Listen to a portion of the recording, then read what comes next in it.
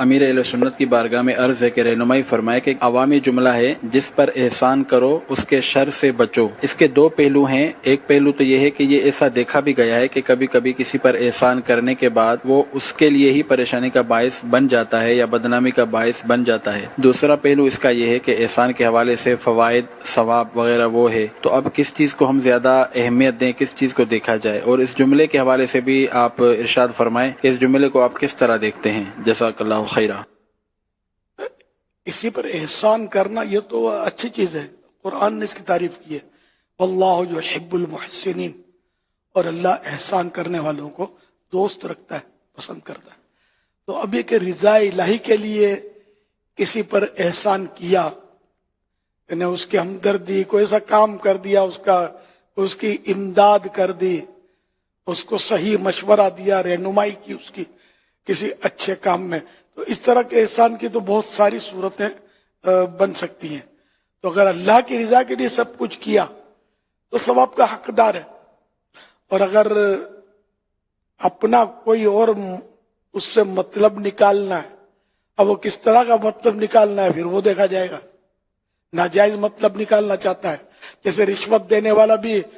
رشوت دیتا ہے تو وہ ایک طرح سے تو اس کو گفٹ دے رہا ہے اپنے زوم فاسد میں، گفٹ یہ وہ گفٹ نہیں ہے، رشوت ہے، حرام، قطعی حرام ہے، اب اس سے کام نکلوانا ہوتا ہے، اس کو اس لیے یہ دے رہا ہوتا ہے، اور ناجائز کام نکلوانا یا جو پھر اپنی رشوت کے ایک اپنے آکام ہے۔ تو یوں مطلب وہ کس طرح کا احسان کیا یہ ہے، اور اللہ کی رضا کے لیے وہ احسان، خالص رضا الہی کے لیے تو ثواب۔ اچھا، اب یہ کہ احسان کرنے والے کے شر کا جہاں تک تعلق ہے تو وہ ایک تو مثال دے دی میں نے، اس طرح اور بھی کہ کسی کو نوکری رکھوا دی، کسی کو کاروبار پر لگوا دیا، کسی کو پاؤں پر کھڑا کر دیا،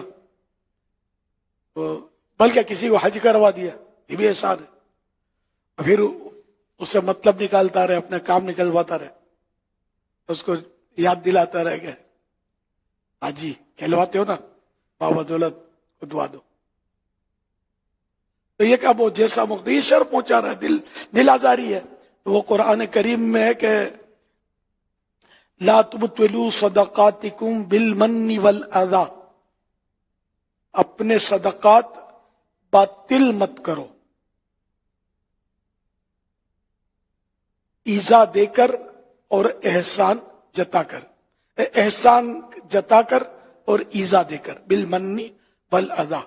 تو یہ احسان جتانے سے کسی پر اس کو ایذا کا تو یہاں معاملہ ہو سکتا ہے نا، کسی کو احسان جتایا تو اس کو دل دکھے گا، چار آدمی کو سامنے کہا کسی کو یہ چھولے بیچتا تھا، آوارہ گھومتا تھا، الحمدللہ میں نے نوکری رکھوا دی، اب میرے سامنے ٹینٹیں کرتا ہے، کیا ہے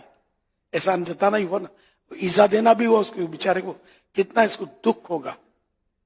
تیرا مذہبی ماحول میں بھی ہو سکتا ہے، آج میرے سامنے آنکھیں نکالتا ہے اور اڑی کرتا ہے، یہ تو نماز بھی نہیں پڑھتا تھا، میں تو اس کو ماحول میں لایا ہوں دعوت اسلامی کے، اس کو یہ بھی نہیں پتا تھا کہ داڑھی سنت ہے یا واجب ہے، میں نے رکھوائی ہے اس کو داڑھی، آج لے میرے سامنے آنکھیں نکالتا ہے، میرے کو جواب دیتا ہے، یہ بعض اوقات بھی بولتے ہوں گے، تو یہ ذرا احسان جتانا ہوا۔ اگر لائے بھی ہیں آپ تو اللہ کے لیے لائے ہوتے تو ایسا نہ کرتے۔ احسان جتانا دینی معاملے میں بھی ہوتا ہے، دنیاوی معاملے میں بھی ہوتا ہے، تو جہاں بھی احسان جتانا پایا جائے۔ اب بعض صورتوں میں احسان جتانے کی اجازت بھی ہوتی ہے، اس کا وہ مرآت شرح مشکات سے میں آپ کو کچھ عرض کرتا ہوں، میں نے لکھ رکھا تھا، اس کو بہت پہلے لکھ رکھا تھا، شاید مل جائے تو عرض کرتا ہوں۔ ہاں، احسان جتانے کی تعریف، مرآت جلد 3 پیج نمبر 76 سے لے کر 77۔ احسان جتانے کی تعریف، احسان جتانے سے طعنہ دینا مراد ہے، ورنہ بعض صورتوں میں احسان جتانا عبادت ہے، ورنہ بعض صورتوں میں احسان جتانا عبادت ہے، جبکہ اس سے سامنے والے کی اصلاح مقصود ہو۔ واللہ تعالی اعلم ورسولہ اعلم عز وجل وصلی اللہ تعالی علیہ وآلہ وسلم. صلوا علی الحبیب صلی اللہ علی محمد.